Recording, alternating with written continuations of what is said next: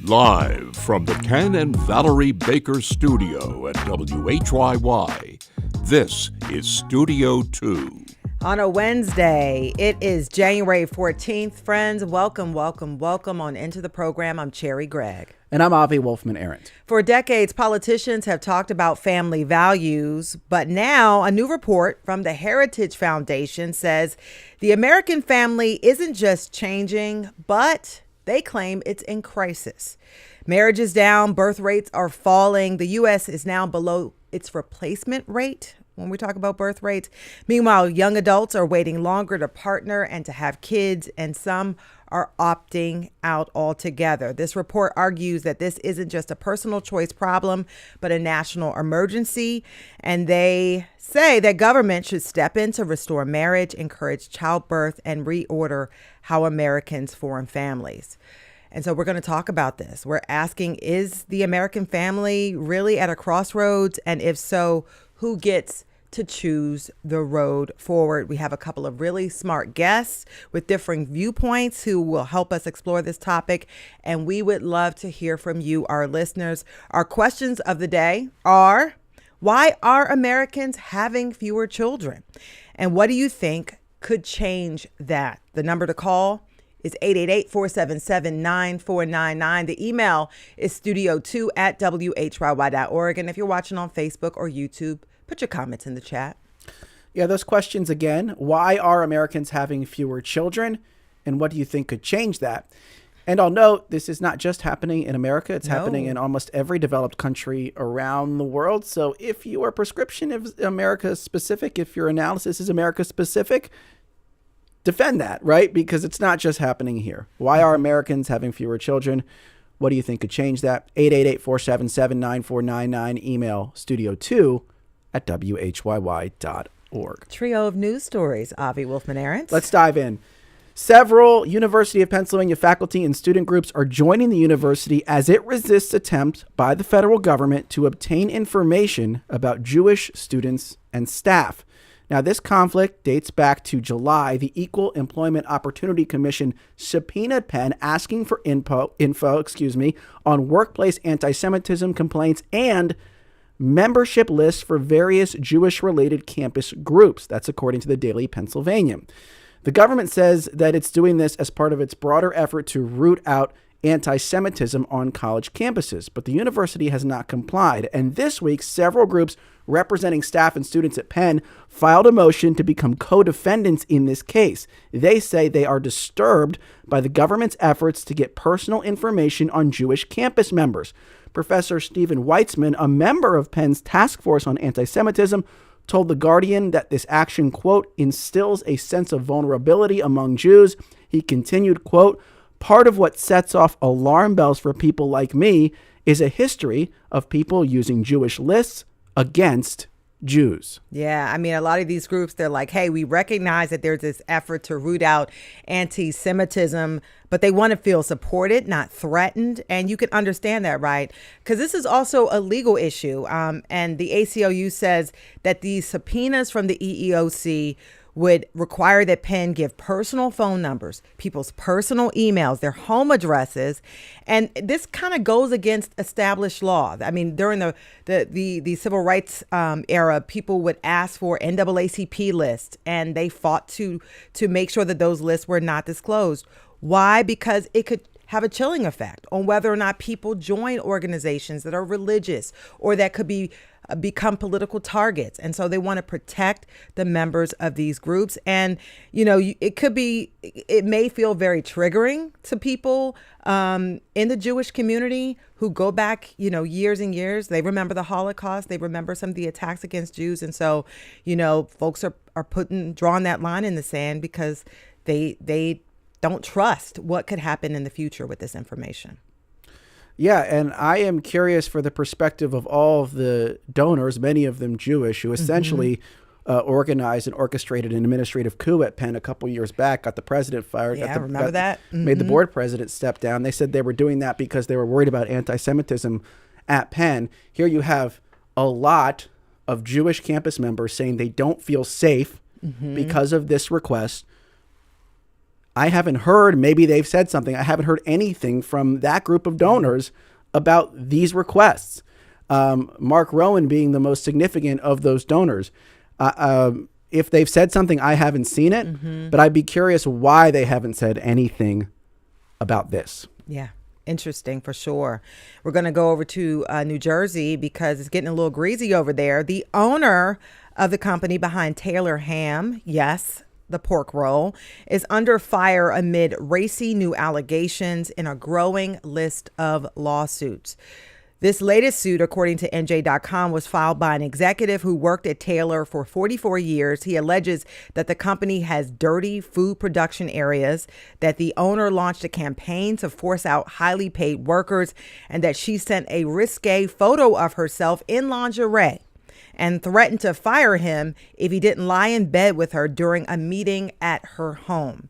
Now, the claims include sexual harassment, illegal wiretapping of workers, wrongful termination, among other allegations. And this marks the 7th lawsuit against Ann Kumbler, the president of the Trenton-based Taylor Provisions. Kumbler is the widow of both Tony and George Kumbler, brothers and heirs to the Taylor Provisions legacy. Tony and George died in 2020 and 2022, respectively.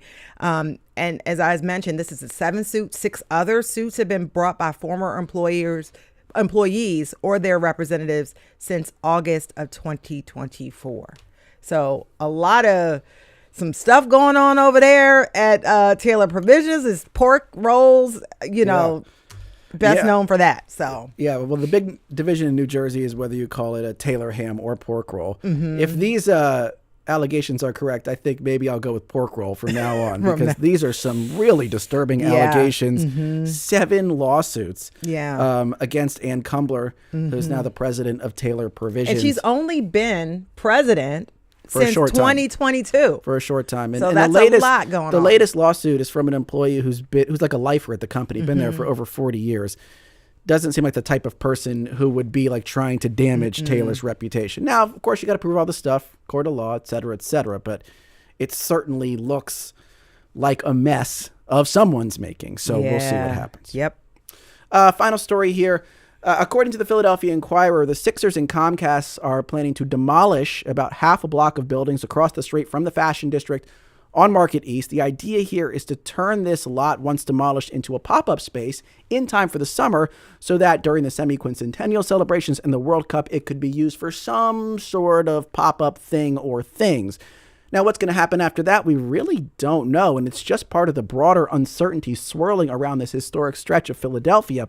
The Sixers and Comcast purchased this chunk of buildings on Market East last year, shortly after the Sixers abandoned their plans to build an arena in the same neighborhood. You know, when they ditched that arena plan, the Sixers said, we're still committed to Market East. We're going to work with Comcast to do something. So now we're starting to see some momentum, but it's a small bit of momentum, and we still don't know what the long-term vision is here for what's soon seemingly going to become another demolished lot on this stretch where there are already a couple of surface parking lots. Yeah. Great story by the Inky here. They had a whole video and everything. And you know what? I hadn't realized how many times there had been promises made to change and revitalize Market East. I mean, I didn't realize there had been a promised Disney indoor theme park. Yeah, the Disney Hole. Yeah. I didn't even know that. But I mean, the Disney Hole. And then that was abandoned. And now there's a parking lot there. And, then we all suffered the trauma of the whole Sixers arena, people fighting about that. And then they pulled out last minute. But what concerns me is the vision is really unclear at this point. I truly wonder, what I can see what excites people about Market East, but then there's something there that scares them away. Yeah. And it causes them to abandon plans. And so I just hope that we don't end up with a bunch of weeds in this vacant lot. Yeah, of course. Or even another parking lot. That would be a very disappointing because the parking outcome. lots, I mean, we like parking, but that won't revitalize Market East. No, it certainly won't. And look, we don't know what's going to happen here. I don't know if demolition is the right move. What also concerns me a little bit here is that there's supposed to be this broader group that's working on a plan for Market East, and it seems like this is happening kind of independent of that or before that group has really done its work or made its recommendations. So hopefully at some point people sync up here, because you would imagine it's going to take some sort of, organized, galvanized effort to really bring back this stretch. And the mayor says it's going to get done. So we shall see. It's like our favorite phrase. I know. We say that a lot. We shall see. We'll be Renaissance on Market East. Well, Renaissance means rebirth. Talking about birth today on the show. America's birth rates are falling. Should the government step in and try to change that? We want your opinions. 888-477-9499. You can also email studio2@whyy.org.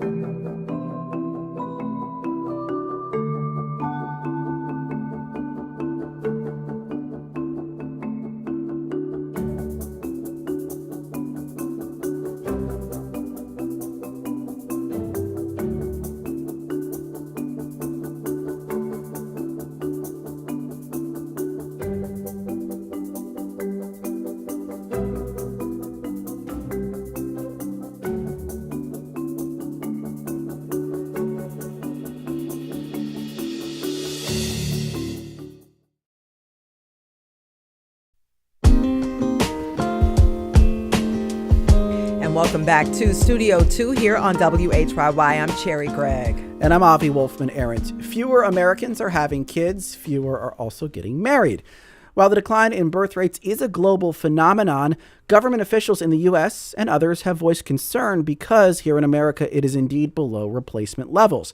The Trump administration has talked about falling fertility and floated several ideas to reverse it, such as baby bonuses to persuade women to have more kids. Some of the ideas have come from the conservative think tank, the Heritage Foundation. They have a new report out, Saving America by Saving the Family, which urges the government to incentivize marriage and children. Its authors call for a culture-wide Manhattan Project to restore the nuclear family and includes ideas like seed savings accounts for newlyweds, child tax credits for larger families, and marriage boot camp. But can government programs actually boost the birth rate? And how concerned should we be about the decline in fertility and marriage? Well, we have two guests to talk about all of this. Jennifer Schuba is a demographer and the president and CEO of the Population Reference Bureau. Jennifer, welcome to Studio 2. Thank you. Nice to be with all of you. And Delano Squires is director of the Richard and Helen DeVos Center for Human Flourishing at the Heritage Foundation. He's also an author on this new report. Delano, welcome to Studio 2. Thank you for having me. And for you, our listeners at home, on the road, or elsewhere, our questions of the day are this: why are Americans having fewer children, and what do you think could change that? The number to call to participate is 888-477-9499. The email is studio2@whyy.org. And if you're watching on Facebook or YouTube, put your comments in the chat. Before we get into the bigger conversation about what to do, I think we have to establish first, why is the birth rate declining in this country? And then what are the downsides of a declining birth rate? So, Delano, I'll start with you. Why do you think the birth rate is falling in this country? Oh, I think you're on mute, or we can't hear you, Delano. You can't hear me? Oh, there you go. You're back. You're back. Hello. Okay. Here we go. Now I'll ask you again. Why is the birth rate falling in this country? I think it's a complex mix of social and policy factors, but I think ultimately cultural reasons are the reason why birth rates are declining.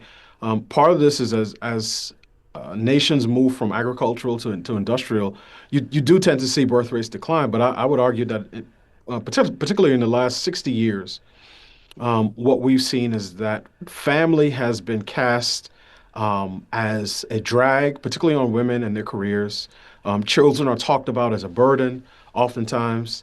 What we see in surveys is that many Americans think that you can have a flourishing life and a great life without having family. And the constant message, the constant drumbeat from the culture is that marriage and family are not particularly important. So I think what we've seen, again, over the last 60 years is just something that is happening in the West and largely in many countries, not just the United States of America, where we just don't prioritize family in the way that we did. It's no longer seen as valuable, desirable, accessible, and particularly for the sake of our report, as necessary. Marriage is necessary as a foundation for the family. So again, a complex and complicated sort of dance between policy and culture. But for my money, I would say that the reasons are largely cultural. And what's an example of that? What's something you would point to and you would say, this shows what's changed culturally that's led to this outcome, Delano? Well, one of the things, particularly on the conservative side, particularly like pro-life conservatives, they would look at the messaging that says messages to young women that having a baby, particularly a baby that they're not ready for, is going to negatively impact their life. I see a baby as a blessing. Obviously, I would prefer children to be born within the bonds of marriage. But when you say that children are a burden to your life goals and life dreams, it sends the signal that family is not particularly important and that the things that you do in the workplace are far more important than the things that you do in the family. Jennifer, your thoughts on why the birth rate is declining here in America?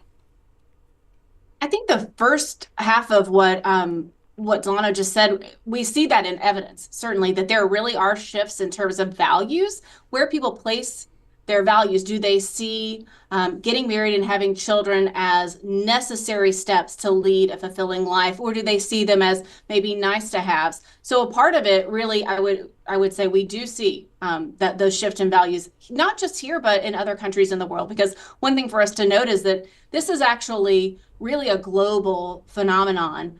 2 out of every 3 people on the planet live somewhere with this below replacement fertility rate. So it's not unique to American culture, but it's certainly also, as he said, a complex answer. And so there is an economic piece of this that we don't want to ignore. It's really hard as social scientists to be able to figure out which of these variables has the most power. Also, this is something that's new. So it's hard to know what exactly it is, but we certainly can't deny that it is much harder to buy a home today. It is.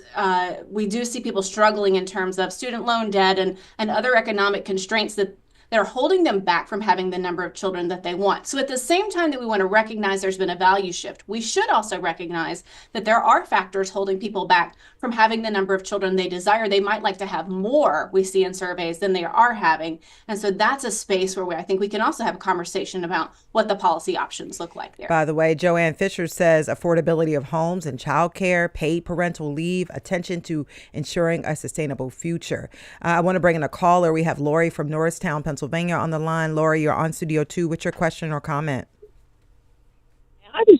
I was just going to say that I noticed a corresponding steep decline in religious practice in America as far as people who attend a worship service regularly, or, even just belief in God. The percentage of what we call nuns, N-O-N-E-S, has increased crazily in the last couple decades. I don't know that the government should or really can do anything about that, but I do believe that religious practice is something that, as your first speaker said, influences people to see marriage and family as a priority and as something important. Yeah, thank you. That's Lori from Norristown, Pennsylvania. By the way, our questions are why are Americans having fewer children, and what do you think could change that? The number again, 888-477-9499. The email is studio2@whyy.org. And so I wanted to ask you, Delano and Jennifer, like, what is at stake? So people say, I know in the report from the Heritage Foundation, it almost says we're at a crisis level, and it's almost like a sounding of the alarm. So explain like why we should be paying attention to this and what is at stake if we don't change these trends. Delano, starting with you. Sure, absolutely. I think to put it plainly, what's at stake is that the future of America will be far fewer Americans, right? So this is one of the things, to Jennifer's point, that every country is having to deal with the issue of depopulation. And people will get into sort of the economic ramifications of that. How do you sustain Social Security programs if you have fewer people paying into them? I think those are important. For me, part of the way I come at this is looking at the family as a social good. And what is at stake when you have fewer people being born, fewer babies being born, and particularly fewer babies being born within the context of marriage? In 1965, about 7% of American children were born to unmarried parents. Today, it's about 40%. So that means that the birth rate has declined even as the non-marital birth rate has gone up.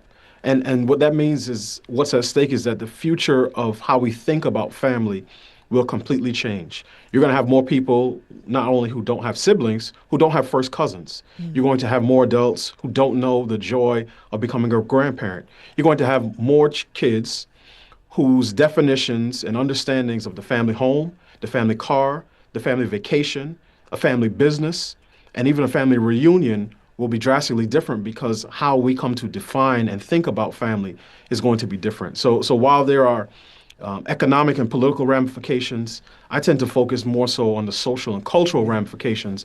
And that's one of the things that we are trying to address in this report. Yeah. And so, Jennifer, I mean, for a long time, we were talking about overpopulation.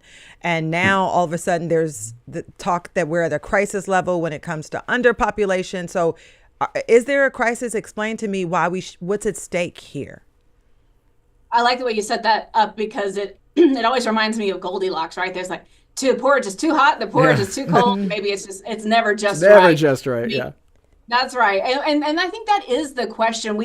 I'm a scholar of the history of this as well. And so if you're really zooming out, we do see that nobody's ever terribly happy with what the population is. We create this, different groups, I will say, create an ideal. They can sit anywhere on the political or ideological spectrum, and they have their own ideal. And we kind of use these policies to chase that ideal. Then somebody else comes into power, and they have a different ideal. And then we work our policies around that. It is not really the case that there is an ideal population in terms of number of children. Is it 2.1 or 2.0 or 3 or 1? It is not necessarily the case that we have an ideal age structure. So we talk about if you visualize the ages of a population, and we call that a population pyramid or a tree. When you had lots of babies born per woman, it looked like a pyramid. If you have very few, then it could look inverted. And so this would be, what's the proportion of working age population to older people? All of that. There's not necessarily an ideal. It is just what choices does it force you to make about other parts in your society? So what we're in right now, I suppose you could have sound an alarm of crisis to say that if you don't change anything else about your society and you just keep everything going like it is, the population is going to be changing no matter what. And your structures and systems become increasingly divorced from that reality, which could lead to things like a collapse in our Social Security system, a care crisis, economic change. It could lead to us taking rights away from people out of panic. So they're invoking crisis language is meant to get us to spur into action. And it happens it's not unique to births. I would say where I want to always point our attention is in thinking about what do we have control over to change and what do we not? What are we doing to adapt to reality versus how do we use markers of success as only shifting those births? And so there's so much more that we could talk about with how do we have these resilient societies that may acknowledge that you're not going to actually see a raise in births, but you could still have this resilience and thrive. Let me bring in another caller now. This is Leah from Marlton, New Jersey on line 2, I believe. Leah, you're on Studio 2. What's your question or comment? Yes, I actually have a background in marriage and family therapy, and I went to Liberty University, which is associated with Heritage Foundation. I just wanted to say that I think that more funding towards social programs, such as universal health care, subsidized or free childcare, paid parental leave, those are very important. So many people want to have children, but they don't feel like it's a safe society to do that. They don't believe that they're going to be supported by their community, by the government. If the government wants this to happen, they need to invest in it and not just expect it to happen. I'm also very deeply troubled by referencing the Heritage Foundation. They are, in my opinion, a Christian nationalist organization. They want to remove women or push them from the workforce and force them into homes in heterosexual relationships, marriages, without any sort of resource for leaving those marriages, getting rid of no-fault divorce. They want to push heterosexual marriage as the only way to get married, no gay marriage, no gay adoption. So honestly, I think that we can address an issue of low population, but not through what they will propose. It's deeply, deeply troubling. I am a former Christian nationalist. Yeah. It's deeply troubling. Also, immigration. We just have to move the conversation along. Yeah, and I appreciate thank you, Leah. That. So I want to give Delano a chance to respond there. So, look, Leah's saying there are things we can do with government support, but is worried that what your organization wants to do is essentially cap the intellectual career aspirations of women to return to this sort of pre-feminist social structure. Is that a fair, appraisal of what the Heritage Foundation wants to do? Absolutely not. I mean, I appreciate Leah's comments, and I understand that this topic is a sensitive one for many. I do believe, and one of the previous callers talked about the role of the decline in religion and religiosity. I do think that is one of the issues, but I find it interesting, again, and this goes back to my first point about how we as a culture talk about the family. So even the notion that a woman may want to stay home oftentimes is derided and looked down upon. And one of the ways I put it is that our nation, our culture upholds any woman who dedicates herself to running a large, complex organization, unless it's her home. And we love women who dedicate themselves to the next generation of young people, unless it's their own children. So in this way, the stated ideals of feminism in terms of giving women choice have never really been the case. There's been a thumb on the scale, and I heard it in the caller's remarks, where the notion that some women may choose to stay at home, particularly when their children are young, to take care of them, is frowned upon and seen as regressive. So this is one of the cultural issues that we're having to fight. So no, I think that is a mischaracterization of what we are saying. The points about heterosexual marriage, I'll say this: the government has an interest in marriage to the extent that relationships between adults produce children. To date, there's only one relationship pairing between adults that can produce children.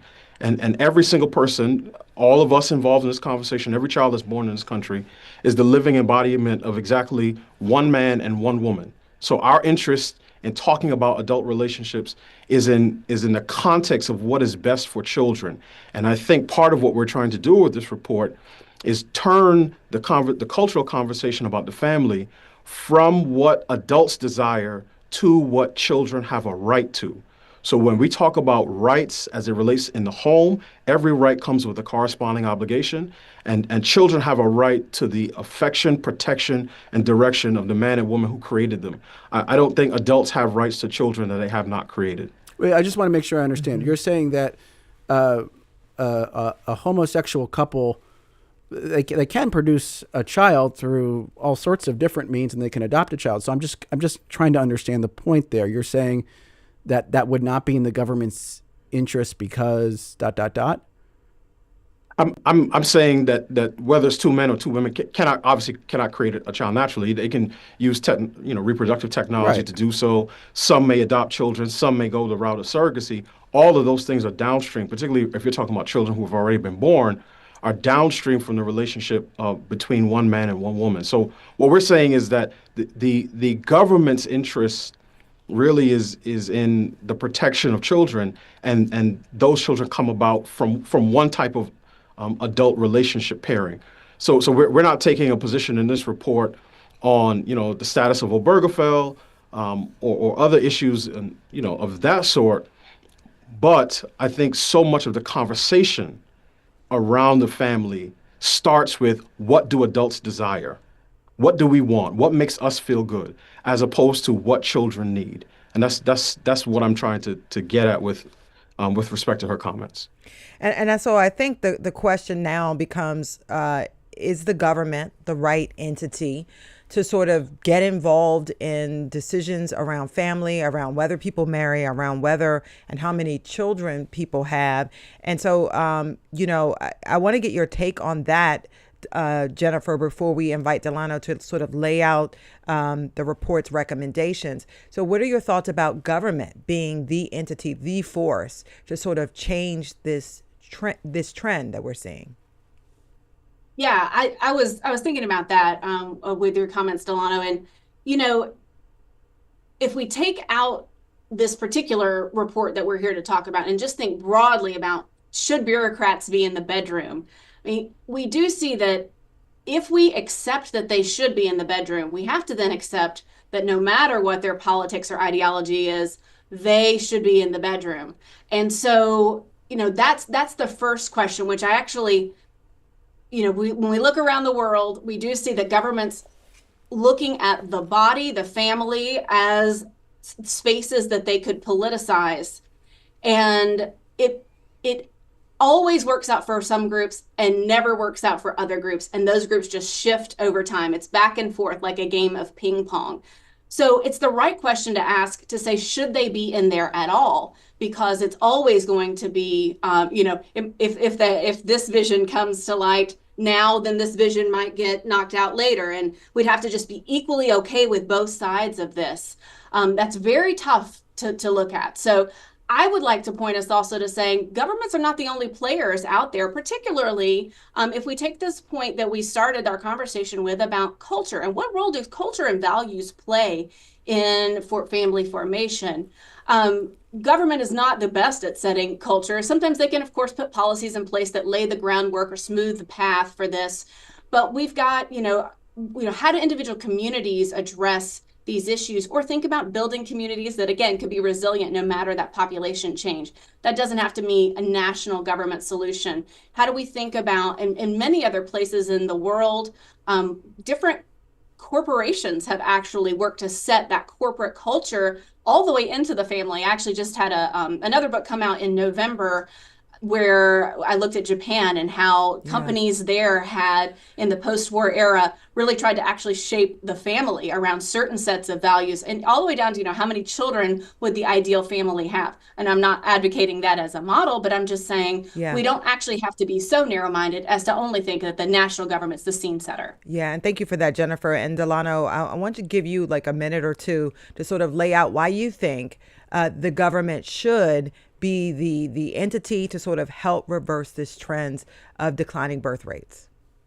Well, I would argue the government has been in the bedroom for the better part of 60 years. The advent of the welfare state, particularly in post-1965, it is actually exactly that. The government replaced particularly men as the primary provider for their homes, and particularly in low-income communities. So what we've seen is that the government can do a lot of damage to the home.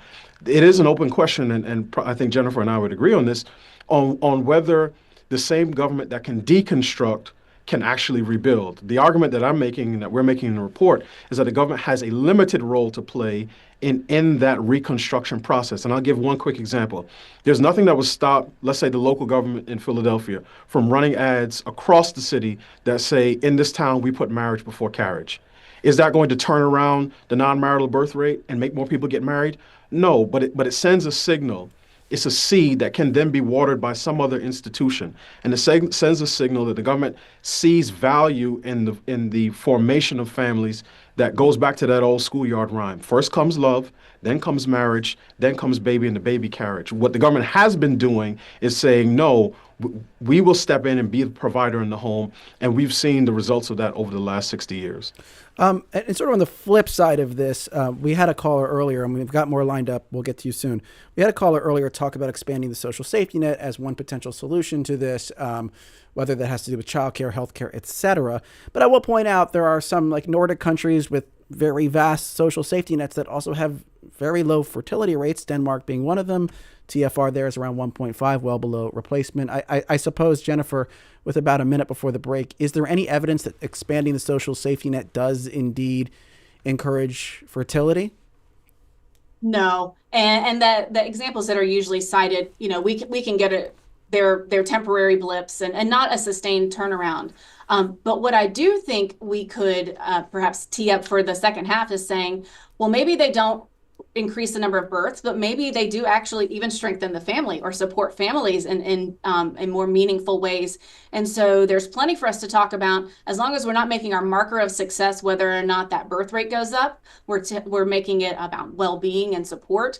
I think there's spots we could talk about as well where in this Heritage report we see there are some pieces straight out of the progressive playbook. So where can we talk about bringing people together on these issues? Yeah. So just to sort of sum that up, though, don't expect, the tax credits or free childcare to trigger a baby boom. There's just not much evidence out there from other countries around the world that has indeed happened. So something to keep in mind as we continue this conversation. 888-477-9499 is the number to call. The email is studio2@WHYY.org. We're talking about America's falling fertility rate and what, if anything, should be done about it. Give us a call. This is Studio 2 on WHYY.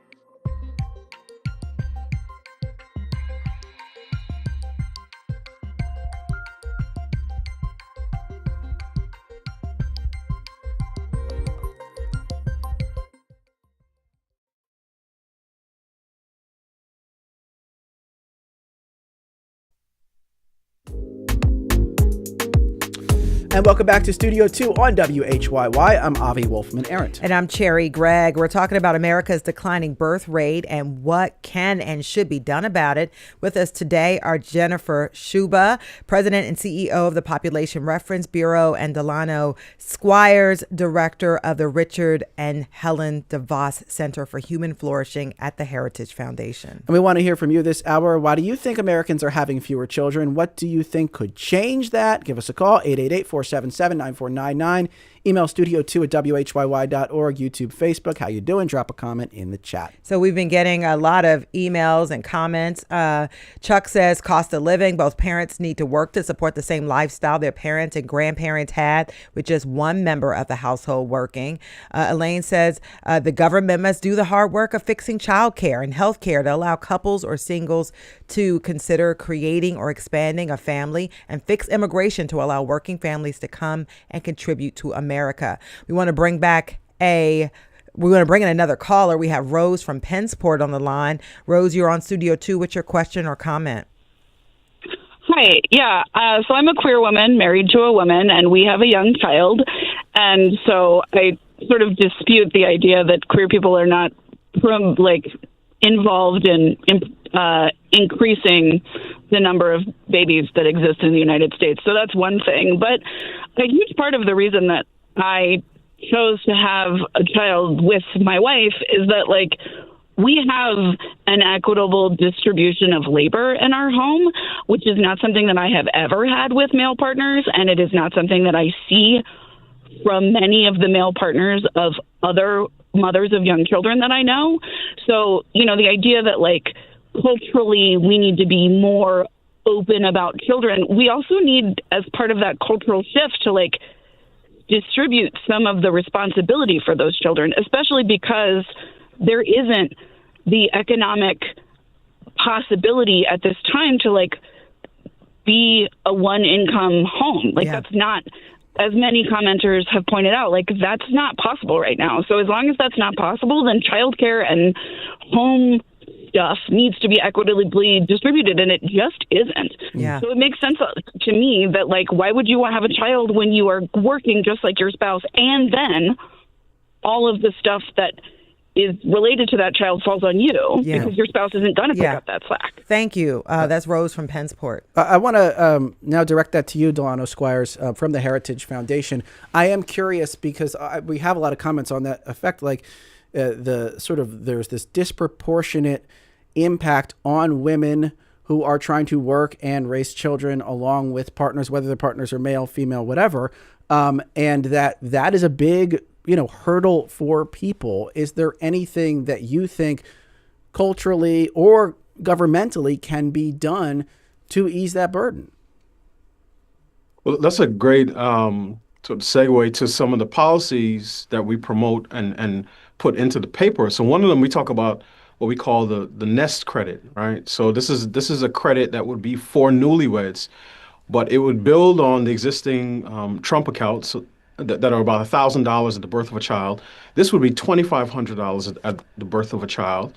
And then when that child grows up into adulthood, if that adult now marries before the age of 30, because we're trying to consider issues around fertility and just what some of the data says there, if you have two people who do that, they would be eligible for, let's say, $38,000. That would be the distribution at the time that they get married, paid out over the course of, I believe, 3 or 4 years. That could go towards a down payment for a home or even for the cost of a wedding to ease some of that cost burden. Because I do think it's, whether you're on the left or the right, whether you are a Mamdani Republican or a Trump Democrat, the issue of affordability is one that keeps coming up. Yeah. I will say, though, and I have to note this culturally, I do think a big part of this is because current generations believe that we have a right to a particular lifestyle. If you go back a few generations, families regularly had 4, 5, 6, 7, 8 children. My mom is the youngest of 10 kids. My dad is the second youngest of 6. My grandparents had far fewer resources than I did. Their generation, generally speaking, did not make nearly as much money. You had more people in smaller homes, but I just think there was a different orientation towards the family than there is right now. And that's why you see, even as some couples have 2 incomes, the notion of dinks, double income, no kids. These are people who have plenty of income, plenty of resources, but for whatever reason just do not value children in the same way. Let me ask you, though, about cultural shifts, because one thing you've brought up earlier is this idea that feminism or people, I suppose, who are exposed to those ideas feel as though a woman working is of sort of higher importance than being a mother. They don't equate those two things. But one cultural shift that you could also potentially try to encourage here to encourage people to have more children is to say, look, we acknowledge that the man and the woman in a heterosexual relationship are likely to work, to both need to work. And why don't we encourage men to take on more of the household duties? That's another way to potentially get toward the same end. Why not also try to encourage that cultural shift? I think that's a great question. But let me put a few numbers on the table just to give a context of how much things have changed, right? So the median age for first marriage in 1980 was about 24 for a man and 22 for a woman. It's about 31 and 29, respectively. Across the West, this age has gone up. Far fewer people are married today, adults, than were before. So in many respects, the American marriage model has gone from early and often to less and later. That being said, it is undeniable that the average man today is far more involved in, if you want to call it, domestic responsibilities than his grandfather or great-grandfather. When you go to the Whole Foods and you see the 27-year-old guy with the baby Bjorn and the child strapped on his front, his granddad wasn't doing that. For two of my first four children, I took the maximum amount of paid parental leave that was available for my job at the time. My story is not unique. So men are more involved. It's just our culture has this notion of that men and women are exactly the same. And what I would argue is that men and women are equal in dignity and worth, different in form and function. So we try to act as if there are no gender roles that are innate or according to our nature. I would fundamentally disagree with that position. Any man who has ever asked his wife to go out when there's a bump in the night would realize how quickly that everyone believes in gender roles. So I'm not saying that men should not do more in the home. I would argue men are doing certainly more than their predecessors, but the notion of sort of a flat androgynous equity within the home is not one that I think is realistic, and I don't even think that that's what most women would want, to tell you the truth. We should also note that women are also doing more. I mean, just to pull back to the data points, so absolutely data show men are doing more. They also show women are doing more, and so I think about that.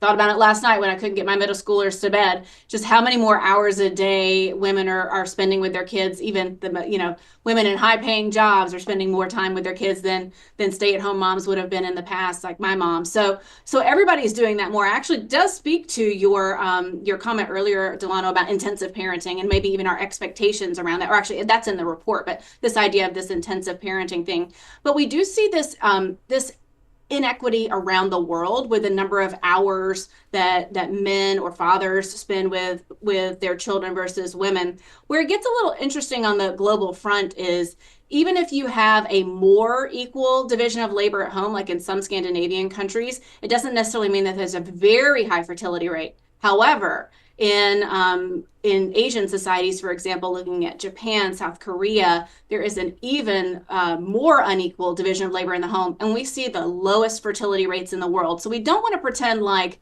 it has no effect. We think it really does, and you can also have these qualitative studies where you go talk to women in South Korea, Japan, and they really do feel like they're closed. That marriage does not feel like a great option for them. It feels like their life will they'll lose a lot in a marriage because they will have so many more pressures on them than they already feel. And so, acknowledging how the time has shifted, acknowledging that there are these inequalities, we can certainly do that, but we also shouldn't pretend like they don't have an effect on people's attitudes towards family formation. By the way, we've gotten quite a few people writing in talking about fears about climate change and overpopulation. And so I also want to bring in a caller, not necessarily on this topic, but Glenn from Bucks County is on the line. Glenn, you're on Studio 2. What's your question or comment? My comment is America's always had an issue with population of workers. And the way we solved that was bringing in people from other lands, the immigrants, a.k.a. I'm from Canada. My dad and mom decided to move to America, brought their 4 children with them. And what did these 4 children do? They've married, they've had children, they've contributed to America, everything that has happened to this point.